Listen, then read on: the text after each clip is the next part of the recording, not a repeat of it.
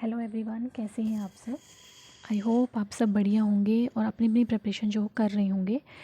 Welcome to my channel education with Sarvodaya. आज जो है HPRC की तरफ से फिर से एक न्यू नोटिस जो है आया है CBSE स्कूल से रिलेटेड। जैसा कि आपको पता है आजकल इनके स्कूल्स में जो रिक्रूटमेंट ये कर रहे हैं वो हर पोस्ट के लिए कर रहे हैं। तो स्टेप बाय स्टेप बहुत से का तो जैसे इंग्लिश और मैथमेटिक्स का तो एग्ज़ाम भी हो गया है। उसके बाद बहुत सारी वैकेंसीज़ जो हैं इन्होंने आउट कर दी, उनके फॉर्म फिल हो गए हैं। आज फिर से जो रेस्ट ऑफ वैकेंसीज़ जिनके लिए सब वेट कर रहे होंगे उनके लिए ये वैकेंसीज़ जो है आ गई है। तो सबसे पहले जो ओपनिंग डेट है वो आप देख लेंगे 22 अप्रैल से 14 मई तक जो है आपका ये एग्ज़ाम जो है फिल होगा। HPRC की वेबसाइट पे उन्होंने अपना ये सारा नोटिस जो है डाल दिया है। उसके अलावा 18 to 45 जो है एज रहेगी कैंडिडेट्स की, जो भी फॉर्म जो है इसमें फ़िल करेंगे। अब वैकेंसीज़ देख लेते हैं कितनी कितनी वैकेंसीज़ हैं। सबसे पहले बात करेंगे पॉलिटिकल साइंस की। 95 वैकेंसीज़ है। देखिए आपकी जो सैलरी है वो 30,000 होगी पर मंथ। 10 मंथ के एकेडमिक ईयर रहेगा इनका, उसी के अकॉर्डिंग आपको सैलरी मिलेगी। अगर आप में से किसी ने भी KVS या NVS जो कॉन्ट्रेक्चुअल बेस्ड अपनी जो रिक्रूटमेंट करते हैं हर साल, अगर किसी ने उसमें कभी काम कर रहा हो या जॉब करी है तो आपको पता होगा कि वो आपको 10 मंथ की सैलरी देते हैं। यानी कि जो भी आपका छुट्टियों का पीरियड रहता है, जैसे 1 मंथ की छुट्टियां हो जाती हैं, उसकी सैलरी वो आपको नहीं देते हैं। तो ये सेम वही प्रोसीजर जो है फॉलो कर रहे हैं। सो नेक्स्ट सोशोलॉजी है। 108 पोस्ट जो है इसमें है। इसमें भी सेम है, 30,000 सैलरी है, 10 मंथ के लिए दी जाएगी। नेक्स्ट देख लेते हैं। नेक्स्ट जो है नेक्स्ट वैकेंसी है इकोनॉमिक्स की 86 पोस्ट, साइकोलॉजी के लिए 114 पोस्ट, कंप्यूटर के लिए 118 पोस्ट। देखिए कंप्यूटर के लिए कभी पोस्ट ही नहीं निकालते होते थे पहले, कितनी कम आती थी, पर इस बार इन्होंने इस चीज़ को भी कंसिडर किया है। सोशियोलॉजी के लिए भी पोस्ट आई है। देखिए teacher of arts fine arts के लिए 118 पोस्ट, पब्लिक एडमिनिस्ट्रेशन 78 पोस्ट, जो कि कितनी कम मिलती थी देखने के लिए। उसके बाद फिज़िकल एजुकेशन इनकी कितनी है 177 पोस्ट। देखिए वो पोस्ट भी आ गई हैं जो कभी कईयों ने करके रखा होगा। फिज़िकल एजुकेशन का कितना कम आता था, पब्लिक एडमिनिस्ट्रेशन सुनने में कितना कम आता था। अगर ये वैकेंसीज आए भी तो सिर्फ सेंटर के स्कूल में ही आती होती थी, पर अब ये बहुत ही अच्छी अपॉर्चुनिटी है सबके लिए। अब क्वालिफ़िकेशन की बात कर लेते हैं कि क्या मिनिमम क्वालिफ़िकेशन आपके पास जो है वो होनी चाहिए। सबसे पहले पॉलिटिकल साइंस की बात करते हैं। फर्स्ट ऑफ ऑल आपकी मास्टर डिग्री हो, 50% आपके मार्क्स हो, HP यूनिवर्सिटी से आपकी हो, मतलब रिकॉग्नाइज्ड भी होंगे, जो एफिलिएटेड कॉलेज होते हैं उनकी बात कर रहे हैं। ऐसा नहीं कि HPU कैंपस से हो, ये नहीं सुन लेना है अब।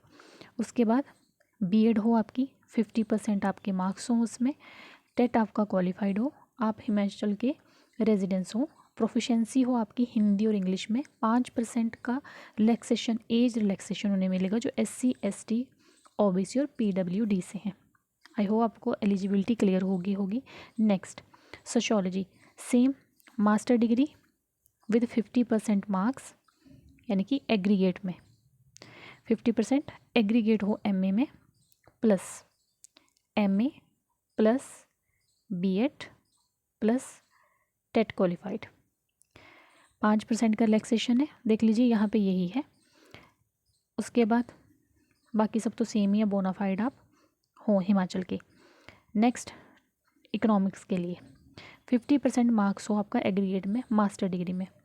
मास्टर डिग्री में आपकी वो इकोनॉमिक्स हो सकती है, बाय अप्लाइड इकोनॉमिक्स या business economics.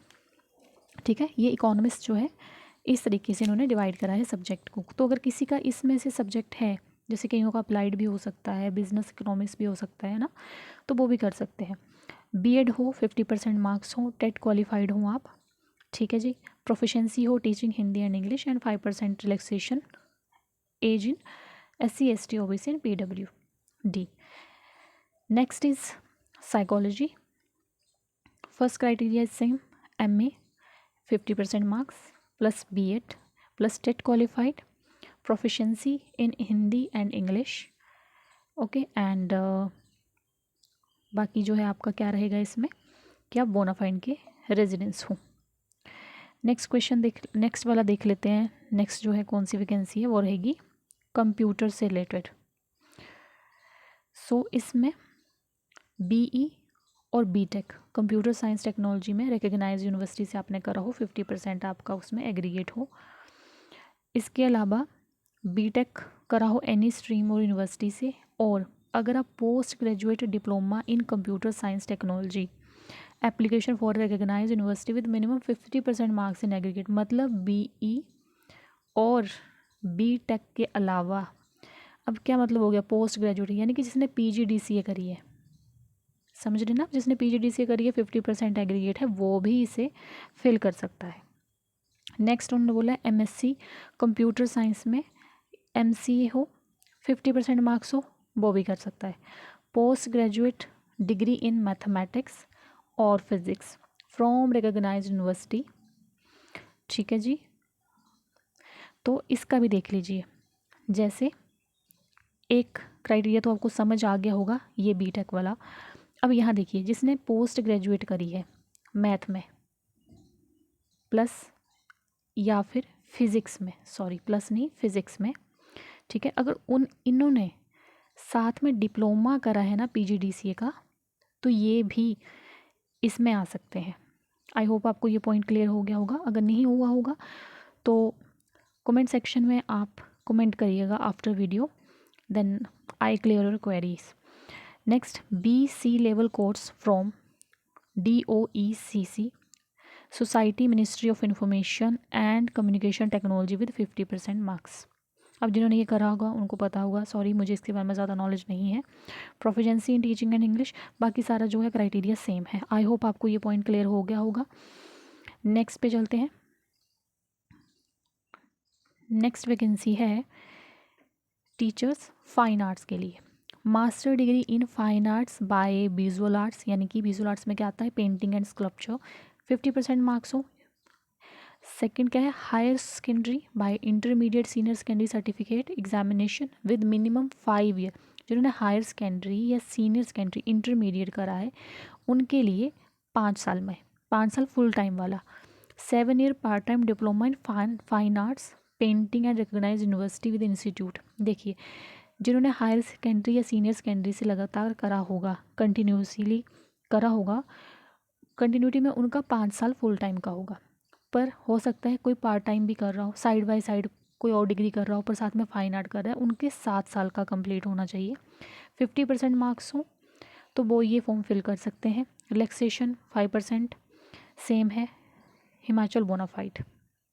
Next public administration master degree concern subject with 50% marks, BEd with 50% marks aggregate and plus HB TET qualified, relaxation 5%, proficiency in English and Hindi. Next post is physical education, BPED और BPE और bachelor science in health and physical education, BSc पढ़ के छोड़ नहीं देना, खाली in health भी पढ़ लेना आगे, health and physical education and degree in a sport with at least 55% marks. देखिए बाकी जितना क्राइटेरिया रहा सब में कितने थे 50%, पर फिजिकल एजुकेशन के लिए वो 55% मांग रहे हैं, इस बात का आपने ध्यान रख लेना है। तो ये आप पॉइंट समझ गए होंगे जिन्होंने BPED करा है या BPE करा है, और जिन्होंने BSc करी है हेल्थ एंड फिजिकल एजुकेशन में या एंड डिग्री हो उनकी स्पोर्ट्स में 55% मार्क के साथ।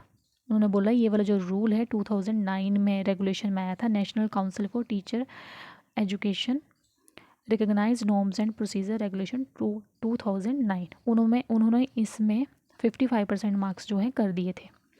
उस रूल के हिसाब से इनका जो ये एलिजिबिलिटी सेट की गई है। नेक्स्ट है at least 50% marks in BPED degree, BPED integrated 4 year professional degree in national council teacher education 2007 notified in. तो उन्होंने बोला एटलीस्ट BPED में 50% मार्क्स हों, और किसी ने अगर BPED करा है इंटीग्रेटेड 4 ईयर का तो वो भी फिल कर सकता है। Diploma in physical education 1 year as per NCT norms, ठीक है जी।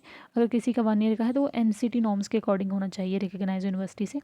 उसके बाद MPEd by MA physical education at least 2 year duration from the national council teacher education institution. ठीक है जी। Proficiency in teaching Hindi and English बाकी सारा सेम रहेगा। अब मोड की बात कर लेते हैं कि कौन से मोड पे ये वाला पेपर होने वाला है। देखिए, computer based written screening test होगा, 120 मार्क्स होगा, 1.5 घंटा आपको दिया जाएगा। ठीक है जी। सिलेबस नीचे दे दिया है इन्होंने कि the objective type screening 120 multiple choice question with each question carry 1 mark. 120 question आएंगे, 1 मार्क का क्वेश्चन आएगा।